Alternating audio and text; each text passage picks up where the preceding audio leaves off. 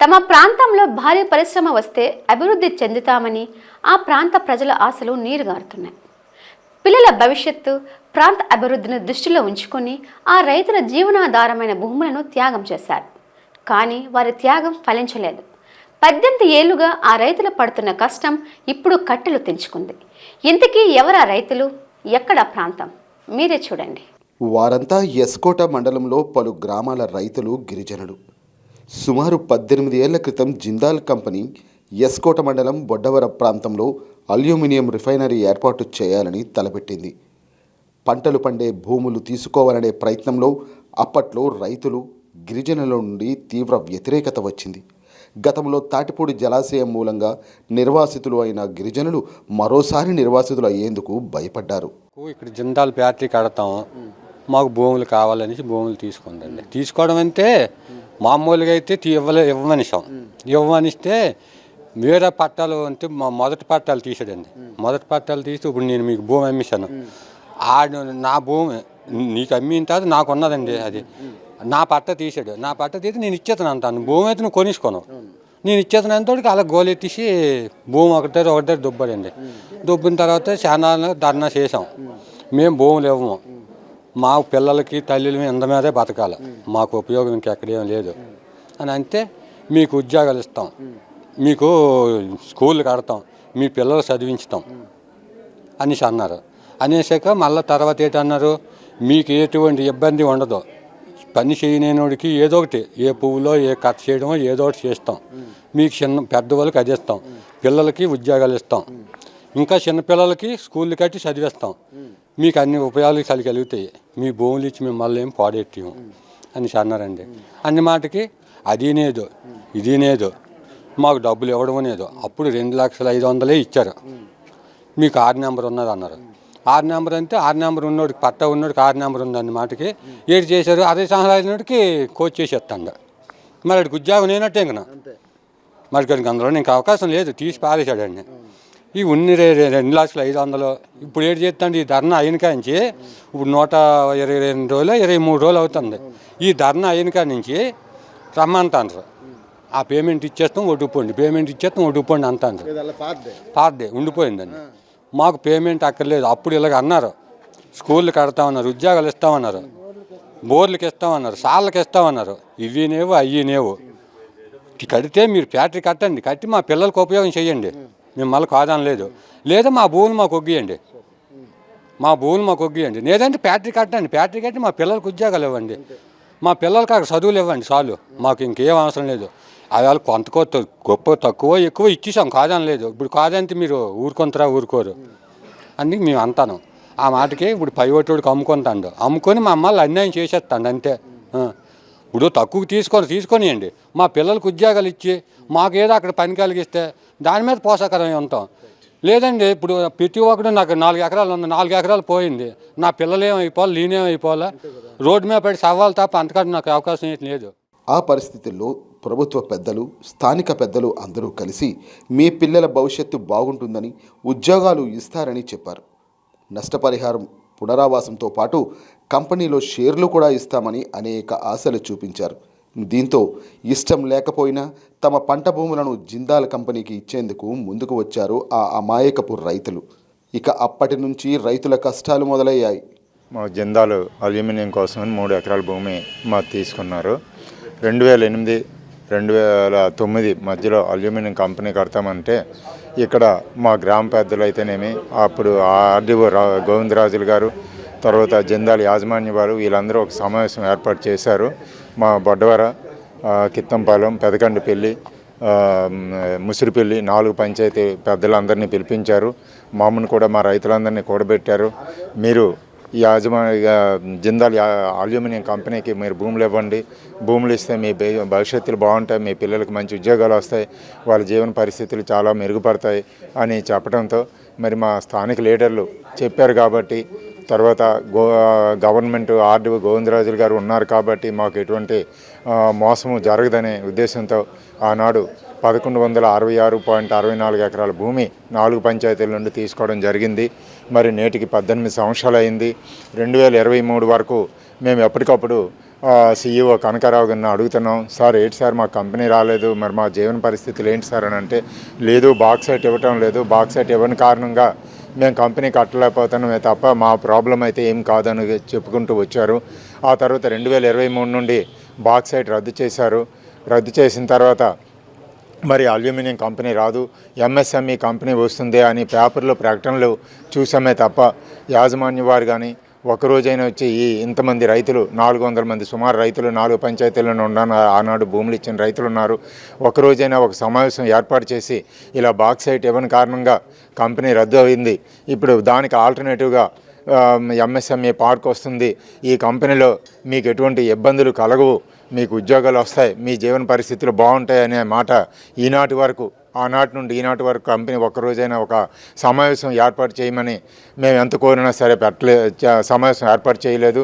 మరి ఆ సమావేశం కోసమని కొండపల్లి శ్రీనివాసరావు మంత్రి అయిన వెంటనే ఆయన దగ్గరికి వెళ్ళాం.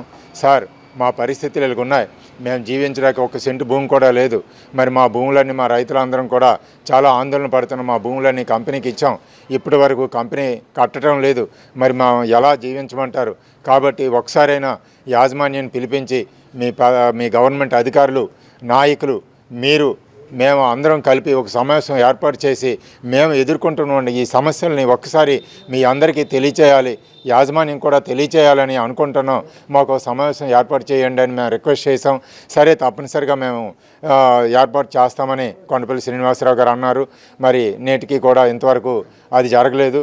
మరి ఎమ్మెల్యే గారికి కూడా చెప్పాం, అలాగే కలెక్టర్ గారికి కూడా చెప్తున్నాం, కానీ ఎటువంటి స్పందన కూడా ఇక్కడ రాజకీయ నాయకుల తరపు నుండి కానీ యాజమాన్యం తరపు నుండి కానీ ప్రభుత్వ అధికారుల నుండి కానీ ఆనాటి నుండి ఈ రోజుకి 127 రోజులుగా మేము శాంతియుత ధర్నా చేస్తున్నా ఏ ఒక్కరు కూడా పట్టించుకోవడం, ఎంత నిర్లక్ష్యంగా రైతుల పట్ల ఈ ప్రజాస్వామ్యం నడుస్తుందో ఒకసారి మీరు అర్థం చేసుకోండి.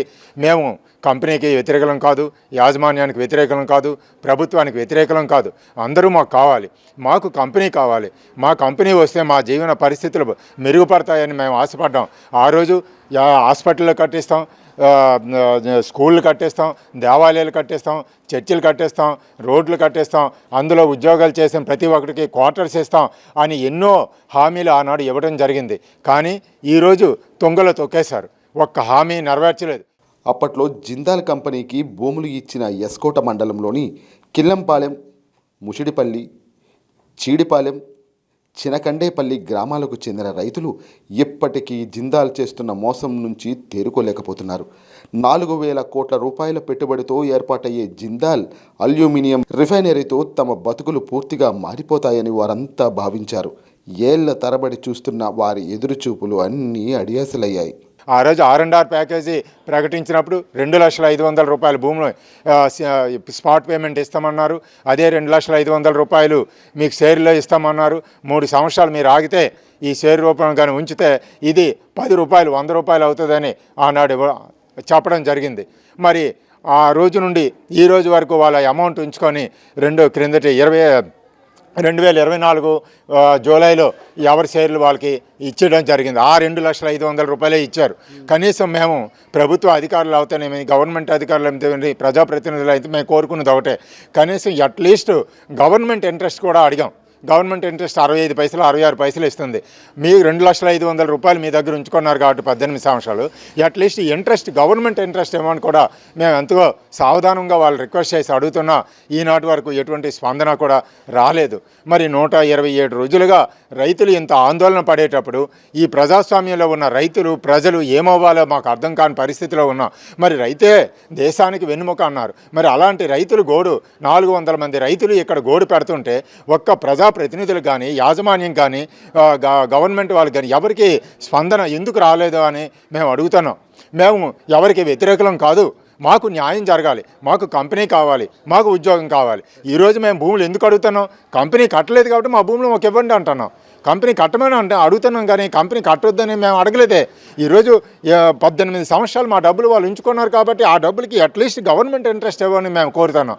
అది కూడా తప్ప మేము అడిగే దాంట్లో ఏది తప్పు అని ఒక్క ప్రజాప్రతినిధి అయినా, ఒక గవర్నమెంట్ అధికారి కానీ, ఒక యాజమాన్యం కానీ నిలదీసి చేయి చూపించమనండి. మీరు అడుగుతున్నవి తప్పు అని నిరూపించమనండి. మేము సావధానంగా పరిష్కారంగా ఎటువంటి ప్రజాస్వామ్యానికి వ్యతిరేకత లేదు, కంపెనీకి వ్యతిరేకత లేదు, ఎవ్వరికి వ్యతిరేకం కాకుండా మేము శాంతియుత ధర్నా చేస్తాను. ఇన్నాళ్ళు వాళ్ళు పని చేసుకుంటున్నారు. ఒక్కరోజైనా వెళ్ళి ఒక ఇంజిన్ ఆఫ్ చేసామా? లేకపోతే ఇక్కడ ప్రజాస్వామ్యం దగ్గర ఈ ప్రజలు నడవడికని ఎక్కడైనా మేము ఆటంకం కలిగించామా? ఇన్ని బస్సులు వస్తున్నాయి, కార్లు వస్తున్నాయి, జీపులు వస్తున్నాయి. ఏ ఒక్కరోజైనా మేము అక్కడ ధర్నా చేసి ప్రజలకి వ్యతిరేకంగా మేము నిలబడలేదు. మరి అటువంటి అప్పుడు మమ్మల్ని ఎందుకు ఇంత నిర్లక్ష్యంగా ప్రజాప్రతినిధులు చూడడం ఏంటి, గవర్నమెంట్ చూడడం ఏంటి, యాజమాన్యం చూడడం ఏంటి? ఒక ప్రజాస్వామ్యం తరపు మేము కోరుకున్నది ఒకటే, ఒక సమావేశం ఏర్పాటు చేయమని మేము కోరుకునేటప్పుడు ఆ సమావేశం ఏర్పాటు చేయడానికి వాళ్ళకు వచ్చిన ఇబ్బంది ఏంటి అనేది మాకు కావాలి. ఇప్పుడు ఇందులో రఘురాజ్ గారి పాత్ర ఏంటండి? ఎందుకని ఆయన ఇనిషియేటివ్? ఆ రోజు 2008లో మాకు వాళ్ళు ఎవరో తెలీదు, యాజమాన్యం ఎవరో తెలీదు, గోవిందరాజులు గారు ఎవరో తెలీదు. మా స్థానిక పెద్దలు అయినటువంటి ఎమ్మెల్సీ రఘురాజు గారు ఉన్నారు, అదిగోండి ఎంపీపీ ఒంటి అప్పారావు గారు ఉన్నారు, ఆనాడు సర్పంచులు ఉన్నారు, ఎంపీటీసీలు ఉన్నారు. వాళ్ళందరూ మా వాళ్ళు కాబట్టి, వాళ్ళు మాకు మోసం చేయరు కాబట్టి, గవర్నమెంట్ కూడా అందులో ఇన్వాల్వ్ ఉంది కాబట్టి, ఆనాడు మా స్థానిక పెద్ద అయినటువంటి రాజుగారు మాకు మాట ఇచ్చారు కాబట్టి ఆ మాటకి ఆనాటి నుండి ఈనాటి వరకు కూడా కట్టుబడి ఉన్నారు. ఈరోజు మాకు జరిగిన అన్యాయాన్ని ఆయన ఒక్కడే స్పందించారు తప్ప ఏ ఒక్కరూ స్పందన లేదు. మరి అటువంటప్పుడు మేమేమవ్వాలి? మా రైతుల గోడు ఎవరు వింటారు? మేము కోరుకున్నది ఒకటే, సీఎం గారైనా, మినిస్టర్ గారు లోకేష్ గారు అవని, పవన్ కళ్యాణ్ గారు అవని, కలెక్టర్ గారు అవని, యాజమాన్యం అవని, ఇక్కడ స్థానిక ఎమ్మెల్యే ఎంపీలు అవనండి, వీళ్ళందరూ కలిపి మా గోడు ఎందుకు వీళ్ళు 127 రోజులుగా ఇక్కడ ధర్నా చేస్తున్నారు, వీళ్ళ పరిస్థితి ఏంటి, వీళ్ళకి జరిగిన అన్యాయం ఏంటని తెలుసుకోవడానికి ఒక్కరోజైనా ప్రయత్నం చేయలేదు. ఇది ఎంత అన్యాయమో చెప్పండి. మా రైతులు ఇంత దారుణంగా, మా రైతులు ఇంత చిన్న చూపు చూడడం న్యాయమా అని మేము అడుగుతున్నాం. ఎప్పటికైనా స్పందించి మాకు జరిగిన అన్యాయాన్ని మాకు న్యాయం చేకూర్చాలని, కంపెనీకి మేము వ్యతిరేకం కాదు, మాకు ఉద్యోగాలు ఇవ్వాలనే మేము స్పందిస్తున్నాం. మా వల్ల ఎటువంటి ఇబ్బందులు ప్రజాస్వామ్యం కానీ, ప్రజాప్రతినిధులకు కానీ, రాజకీయ నాయకులకు కానీ ఎవ్వరికి కూడా మా వల్ల ఎటువంటి ఇబ్బందులు చేయము. కాబట్టి మాకు కావాల్సిందల్లా ఒకటే, మాకు న్యాయం జరగాలి. మాకు ఒక సమావేశం ఏర్పాటు చేయమనండి. ఈ ప్రజాప్రతినిధులు, ఈ గవర్నమెంట్ అధికారులు, ఈ యాజమాన్యం వీళ్ళందరూ కలిపి ఒక సమావేశం ఏర్పాటు చేయమనండి. మా స్థానిక పెద్ద ఆ రోజు మాట ఇచ్చారు కాబట్టి ఈ రోజు వరకు ఆయన నిలబడ్డారు. ఆయనే లేకపోతే మా పరిస్థితులు ఎవరికి మేము చెప్పుకోవాలి? ఈ రోజు వరకు, ఆనాటి నుండి ఈనాటి వరకు మడం తిప్పిన మహానాయకుడు ఆయనే. కంపెనీ ఏర్పాటు చేస్తామన్న యాజమాన్యం ఇదిగో అదిగో అని ఏళ్ల తరబడి కాలయాపన చేసింది. మొదట్లో ఉద్యోగాలు ఇస్తామని కొందరు యువతకు శిక్షణ ఇచ్చి కొన్ని నెలలు జీతాలు కూడా ఇచ్చి గాలికి వదిలేసింది. జిందాల్ మోసం తెలుసుకున్న రైతులు తమ భూములు తిరిగి ఇవ్వాలని డిమాండ్ చేస్తూ ఉద్యమం తీవ్రతరం చేశారు. గత 140 రోజులుగా దీక్ష చేస్తూ గ్రామ స్థాయి నుంచి ఢిల్లీ స్థాయి వరకు తమకు జరిగిన అన్యాయాన్ని చెప్పుకుంటున్న ప్రభుత్వం నుంచి స్పందన కొరవడింది. జిందాల్లోని నా సుమారు 6 ఎకరాలు పోయింది. నా తండ్రి సంపాదన అంతాను 2006-7 సంవత్సరంలోనే జిందాల్ వస్తే బాగుంటుందనే ఉద్దేశంతో మేము కంపెనీ కోసం భూములు ఇవ్వడం జరిగిందండి. యాక్చువల్గాను మేము హరిజన గిరిజన రైతులు మేము అందరం. కానీ ఆనాడు మా నాన్నగారు వద్దు, భూమి సంపాదించలేము, నీకు తెలీదు అని చెప్పినా సరే మేము పబ్లిక్ హీరింగ్లోని అప్పుడు ఆనాడు ప్రభుత్వానికి సపోర్ట్గా నేను యువతగా ఉండి, ఉద్యోగం వస్తే యువత బాగుంటుంది, ఈ ప్రాంతం అభివృద్ధి చెందుతుంది, ఉద్యోగ ఉపాధి కలుగుతాయనే ఉద్దేశంతో ఇవ్వడం జరిగిందండి భూములు. ఈ రోజుకి వచ్చి మాకు నేటికి 18 సంవత్సరాలు అవుతుంది. 18 సంవత్సరాలు అయినా సరే ఇటువంటి కంపెనీ కూడా ఇటువంటి నిర్మాణం చేపట్టలేదు. కనీసం ఇంతవరకు కూడా ఎవరో కూడా జిందాల్ వారు ముందుకు వచ్చి నిర్మాణం చేపట్టి మాకు ఉపాధి ఉద్యోగాలు కూడా భరోసా ఇవ్వలేదు. రెండోది, అన్నిటికన్నా ముఖ్యమైన విషయం ఏంటంటే, మేము తాటిపూడి డ్యాము కట్టేటప్పుడు అక్కడ పూర్వం మా తాతగారు మా నాన్నగారు నివాసం ఉండేవారండి. తాటిపూడి డ్యామ్ రిజర్వేర్ నిర్మాణం చేసేటప్పుడు అక్కడ సుమారుగా 5-6 ఎకరాలు అక్కడ పోయింది. మేము రైతుగాను అక్కడ పోయిన తర్వాత ఇక్కడ మేము నివాసం ఇక్కడ కిందకు వచ్చి ముసిరిపల్లి గ్రామంలో నివాసం ఏర్పాటు చేసుకున్నాము. నివాసం ఏర్పాటు చేసిన ప్రభుత్వం వారు ఆనాడు డీ పట్టా భూమి 6 ఎకరాలు సుమారుగా ఇవ్వడం జరిగింది. ఇచ్చిన తర్వాత దానికి అభివృద్ధి చేసి మేము దాని మీద బ్రతకడం, జీడిమాడి తోటలు వేసి జీవనోపాధి సాగించేవారు అండి. అలాంటిది ఈనాడుకు వచ్చి ప్రభుత్వం ఎటువంటి నిర్మాణం చేపట్టలేదు. కానీ మాకు ఆనాడు 2,500,000 రూపాయలు తప్ప మాకు ఎటువంటి ప్రభుత్వం నుండి ఎటువంటి రూపాయి కూడా మాకు ముట్టలేదండి. ఇంతవరకు కూడా ముట్టలేదు. మేము ఏదో వస్తుందిలే ఆశిస్తాను, మాకు ఉద్యోగం చదువుకుని ఉన్నాం, ఉపాధి కలుగుతుందనే ఉద్దేశంతో మేము చాలా ఆశతో చూసాం. ఇప్పుడు పరిస్థితిని బట్టి ఇప్పుడు ఈ ప్రభుత్వం వచ్చి, ఈ కూటమి ప్రభుత్వం వచ్చి ఇప్పుడు ఈ భూములన్నిటి కూడా ప్రైవేటు వ్యక్తులకు అమ్మడం జరుగుతుందండి. ఆ ఎంఎస్ఎంఈ పార్కుల పేరు చెప్పుకొని వేరే ఎవరెవరికో రియల్ ఎస్టేట్ వ్యాపారాలు చేసుకొని నానా ఇబ్బంది మమ్మల్ని చాలా ఇబ్బంది పెడుతున్నారు. కనీసం ఇంతవరకు మాకు ప్రభుత్వం ఎటువంటి న్యాయం చేయలేదు. కానీ ఎంతమంది సుమారుకి ఇప్పుడు 127 రోజులుగా మేము ధర్నా చేస్తున్నామండి. కనీసం ప్రభుత్వంలో ఉన్న పెద్దలు కానీ ఎవరు కానీ కనీసం మా సలహాలు మా కష్టాలు సుఖాలు మంచిర్లు కూడా ఎవరూ తెలుసుకోలేదండి. ఇంతవరకు మేము ఎస్సీ ఎస్టీ రైతులు మాకు 2 విధాలు నష్టపోయాం. అక్కడ భూమి పోయింది, తాటిపూడి డ్యామ్ నిర్మాణం చేసేటప్పుడు పోయింది. ఇప్పుడు ఈ విధంగా 2 విధాలు కూడా అక్కడ ఎటువంటి మాకు పరిహారం ఇవ్వలేదండి. ఇక్కడ ఇచ్చారంటే 2,05,000 రూపాయలు. ఇప్పుడు కోట్ల విలువ చేసే భూములండి. అది కనీసం ప్రభుత్వం దృష్టికి తీసుకెళ్ళి ఎన్నిసార్లు పలుమార్లు తీసుకెళ్ళే సరే పెద్దల దృష్టి తీసుకెళ్ళి మాకు న్యాయం జరగలేదు. ఖచ్చితంగా జిందాల్ వారు వచ్చి కంపెనీ నిర్మాణం చేయాలా, లేదనక మా భూమి మాకు ఇప్పించాలా. 2 ఆప్షన్లు దీనికి మేము ఒక రైతుగా నేను మాట్లాడుతున్నాను. మా బాధల వేదనలు ప్రభుత్వం దృష్టికి తీసుకెళ్తాను మీ ద్వారా తెలియజేస్తానండి. రాజు అన్న వ్యక్తి ఈరోజు రాజకీయాన్ని కూడా తను త్యాగం చేసుకుని మీ వెనకాల నిల్చున్నారు. ఆయన గురించి మీరు ఏమంటారు? ఈనాడు ఇందుకు రఘురాజు గారు అనే వ్యక్తి ఆయన ఒక ఎమ్మెల్సీ పదవి ఉంటుండగాను ఈ ప్రజల కోసం ఆనాడు ఆయన నమ్ముకొని ఇచ్చాం భూములు. ఈరోజు ఆయనే మాకు మా అండదాన్ని నిలబడి మంచి చెడ్లు కష్టమైన సుఖమైన కోర్టుల చుట్టూ కానీ ఎక్కడైనా ఏ అధికారుల దగ్గర తీసుకెళ్ళాలనేసి ఎంతో చాలా దయించి మా మీద అభిమానంతో ఆనాడు నన్ను నమ్ముకొని ఇచ్చారు.